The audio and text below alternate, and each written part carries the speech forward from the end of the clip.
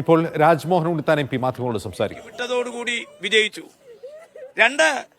6 വർഷക്കാലമാണ് ഈ പോരാട്ടം നടന്നത്.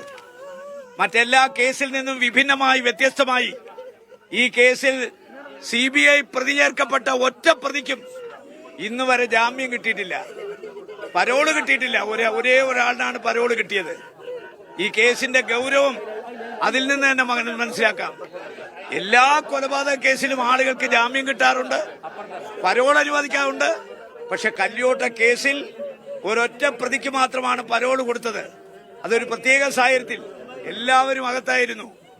എല്ലാ പ്രതികളും ഇന്ന് വരെ ജയിലിലായിരുന്നു. ഇപ്പോ വിധി പുറത്തു വന്നിരിക്കുന്നു. 14 പ്രതികളിൽ 10 പ്രതികൾക്ക് ഇരട്ട ജീവപര്യന്തം. ഞങ്ങൾ വധശിക്ഷയാണ് പ്രതീക്ഷിച്ചത്, വധശിക്ഷയാണ് കിട്ടുമെന്ന് ഞങ്ങൾ എല്ലാം കരുതിയത്. അത്ര വലിയ കുറ്റമാണ് അവർ ചെയ്തത്. പക്ഷേ ഇരട്ട ജീവപര്യന്തം കൊടുത്തു. ആ ഇരട്ട ജീവപര്യന്തം കൊടുത്ത കാര്യത്തിൽ ഞങ്ങൾക്ക് തൃപ്തിയുണ്ട്.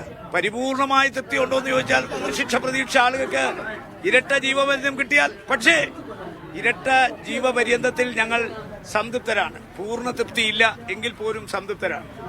മാത്രമല്ല, ഇതിനകത്ത് 4 പ്രതികൾ ഉന്നതന്മാരാണ്. ഒരാൾ XMLA 2 പ്രാവശ്യം, ഒരാൾ ബ്ലോക്ക് പഞ്ചായത്ത് പ്രസിഡന്റ്, വെളുത്തോളി രാഘവനും വെളുത്തോളി ഭാസ്കരനും ഏരിയ കമ്മിറ്റിയുടെ നേതാക്കന്മാർ, ഇവിടെ ലോക്കൽ കമ്മിറ്റി നേതാക്കന്മാർ എല്ലാം പാർട്ടിക്കാരാണ്. ഇവിടെ ഒരു വിരോധാഭാസം ഉണ്ടായി. ആ വിരോധാഭാസം എന്ന് പറയുന്നത്, ഈ കേസിന്റെ വിചാരണ പൂർത്തിയായി 14 പ്രതികൾ 24 പ്രതികളിൽ കുറ്റവാളികളാണെന്ന് കോടതി കണ്ടെത്തി. 10 പേരെ വിട്ടയച്ചു. സാധാരണഗതിയിൽ ഒരു ജുഡീഷ്യൽ പ്രോസസ് എന്ന് പറഞ്ഞാൽ കുറ്റവാളികളാണെന്ന് കോടതി വിധിച്ചാൽ ആ കുറ്റവാളികളായി വിധിക്കപ്പെടുന്നവരെ അപ്പോഴേ ജയിലിലേക്ക് പറഞ്ഞയക്കും. ഈ കാര്യത്തിൽ 4 പേരെ ജയിലിലേക്ക് വിട്ടില്ല. 4 പേർക്ക് ജാമ്യം കിട്ടിയിരുന്നു. അവർ കുറ്റവാളികളാണെന്ന് കോടതി കണ്ടെത്തിയാൽ ജാമ്യം റദ്ദു ചെയ്യണം, അവരെ ജയിലിലേക്ക് അയക്കണം. ഇന്ന് ശിക്ഷാവിധി പ്രഖ്യാപിക്കുമ്പോൾ ജയിലിൽ നിന്ന് പോലീസ് അകമ്പടിയോടുകൂടിയാണ് ആ 4 പേർ കോടതിയിലേക്ക് വരേണ്ടത്. അപ്പോൾ ഒരു പ്രൊസീജിയർ ഡിഫക്റ്റ് ജഡ്ജ്മെന്റിൽ വന്നിരിക്കുന്നു, ജഡ്ജിക്ക് പറ്റിയിരിക്കുന്നു. പ്രൊസീജിയർ നിയമമനുസരിച്ച്, കീഴ്വഴക്കം അനുസരിച്ച് ഒരു കൊലക്കേസിലെ പ്രതികൾക്ക് കുറ്റവാളികളാണെന്ന് കോടതി വിധിച്ചാൽ വിധിക്കുന്ന എല്ലാ പ്രതികളെയും നേരെ ജയിലിലേക്കാണ് കൊണ്ടുപോകുന്നത്. പക്ഷെ 4 പേര് ജയിലിൽ പോയില്ല. 4 പേർക്ക് ആ ജാമ്യം തുടർന്നു. ഇന്ന് ആ 4 പേരെ 5 വർഷം തടവിന് വിധിച്ചിരിക്കുന്നു.